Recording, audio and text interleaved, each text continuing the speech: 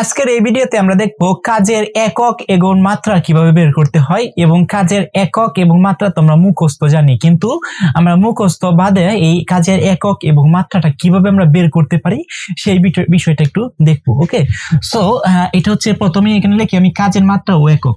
তার মানে একক কখন আমরা ইউজ করতে হয়, একক কোনো একটা ম্যাথ করার পর কাজের যে এককটা আছে ম্যাথের শেষে, আনসারের শেষে বা আনসারের সাথে যেটা ইউজ করতে হয় সেটা হচ্ছে আমাদের একক। তার মানে কাজের এককটা নিয়ে যদি আমি কথা বলি তাহলে আমরা কাজ কি জানি, কাজ হলো ডব্লিউ দ্বারা প্রকাশ করা হয়, মানে হচ্ছে W equal to F S. Okay, W equal to কি এফ এস। তার মানে হচ্ছে এফ এর একক কি, এফ এফ মানে এফ মানে হচ্ছে একটা কি বল, বলের একক কি হচ্ছে, বলের একক হচ্ছে নিউটন। আর এস মানে হচ্ছে একটা সরণ, তার মানে সরণের একক কি, সরণের একক হচ্ছে মিটার। তার মানে কাজের যে একক আছে এটা হচ্ছে কাজের একক। তার মানে কাজের এককটাকে আমরা কি বলতে পারি, নিউটন মিটার, নিউটন মিটার। আর এই নিউটন মিটারকে, নিউটন মিটারটাকে একত্রে আমরা কি বলতে পারি, জুল বলতে পারি। এটাকে বলা হয় জুল, যেটা বুঝাইতেছে জুল। ওকে, তার মানে আমি আবারও বোঝাচ্ছি, কাজ মানে কি জানি, কাজ আমরা জানি W equal to F S, W equal to কি এফ এস। তার মানে এফ মানে হচ্ছে বল, বলের একক হচ্ছে নিউটন, এবং এস মানে সরণ, সরণের একক হচ্ছে মিটার। তার মানে নিউটন মিটার হচ্ছে কাজের একক, এবং এই নিউটন মিটারটাকে একত্রে বলা হয় জুল। তো কেউ দুজি বলে কাজের একক হচ্ছে নিউটন মিটার তাহলেও হবে, কেউ দুজন বলে কাজের একক হচ্ছে জুল তাহলেও হবে। তার মানে এটা হচ্ছে কাজের একক। এখন আমরা দুই কাজের মাত্রার দিকে আসি, কাজের মাত্রাটা আসলে কি। তার মানে কাজের মাত্রার দিকে আসি, মাত্রা। তার মানে আমরা কাজ বলতে আমরা কি জানি, কাজ আমরা কি জানি, কাজ ইজ ইকুয়াল টু, আমরা যদি বাংলাতে লেখার চেষ্টা করি তাহলে হচ্ছে কাজ, কাজ ইজ ইকুয়াল টু বল গুণন কি সরণ। কাজ ইজ ইকুয়াল টু কি, বল গুণন কি সরণ। তার মানে বল মানে কি, বল মানে আমরা তো জানি এফ ইজ ইকুয়াল টু কি এম এ। তার মানে বল মানে হচ্ছে বর আর ত্বরণের গুণফল। তার মানে বল মানে হচ্ছে বর গুণন ত্বরণ, আর সাথে কি আছে এখানে, সরণ। ওকে, আচ্ছা আমরা নেক্সট স্টেপে যাই। এখন বরটা তো আমার থাকবেই, বরটা তো থাকবেই, গুণন। ত্বরণ মানে কি জানি, ত্বরণ মানে হচ্ছে আমাদের বেগ বাই সময়, ত্বরণ মানে হচ্ছে আমার বেগ বাই সময়। তার মানে ত্বরণ মানে হচ্ছে আমার বেগ বাই সময়, আর গুণন আকারে কি আছে, সরণ। ওকে, আচ্ছা আমরা নেক্সট স্টেপে যাই। তার মানে বরটা তো আমার থাকবেই, বর গুণন। এখন এই যে বেগ যেন আছে, বেগ মানে আমরা কি জানি, বেগ মানে হচ্ছে সরণ বাই সময়, বেগ মানে হচ্ছে সরণ বাই সময়।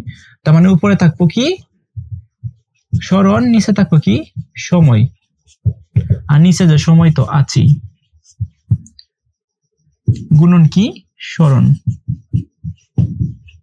আমি আবারও বলতেছি, বল মানে কি, কাজ কি, কাজ আমরা জানি কাজ ইজ ইকুয়াল টু বল ইনটু সরণ। তার মানে বল মানে কি, বল মানে হচ্ছে F is equal to M A, মানে বল আর ত্বরণের গুণফলকে বলা হয় কি হচ্ছে বল। তার মানে বল গুণন কি ত্বরণ, আর সাথে কি আছে ত্বরণ। তার মানে বল ঠিকঠাক থাকবে। ত্বরণ মানে কি, ত্বরণ মানে আমরা জানি হচ্ছে বেগ বাই সময় ইনটু কি সরণ তো থাকবেই। তার মানে এই যে ব্যাগটা যেন আছে, এই ব্যাগটাকে আবার ভাগ করা যায়, ব্যাগ মানে হচ্ছে সরণ বাই সময়, আর এই সময়টা তো থাকবে গুণন আকারে সরণ তো থাকবেই। আমরা যদি নেক্সট স্টেপে আসি তাহলে দেখেন এখানে সরণ কয়টা আছে, সরণ আছে একটা, একটা দুইটা, আর বর আছে। তার মানে এইটা এইটা এইটা এটা উপরে চলে যাবে। তার মানে হচ্ছে বর গুণন কি সরণ। তাহলে সরণ এখানে একটা, এখানে একটা, সরণ কয়টা হয়েছে দুইটা, মানে সরণ স্কয়ার। আর সময় এখানে কয়টা আছে, একটা দুইটা, তার মানে সময় হবে কি স্কয়ার, সময় এর উপরে কি আছে স্কয়ার আসবে। ঠিক আছে, সো আমরা এই পাশে করি। তাহলে এইখানে কি আছে বর, বরের মাত্রা কি, বরের মাত্রা হচ্ছে এম, বরের মাত্রা হচ্ছে এম, এবং সরণের মাত্রা কি, সরণের মাত্রা হচ্ছে এল, এর উপরে কি আছে স্কয়ার আছে, এবং সময়ের মাত্রা কি, সময়ের মাত্রা হচ্ছে টি, এর উপরে কি আছে স্কয়ার আছে।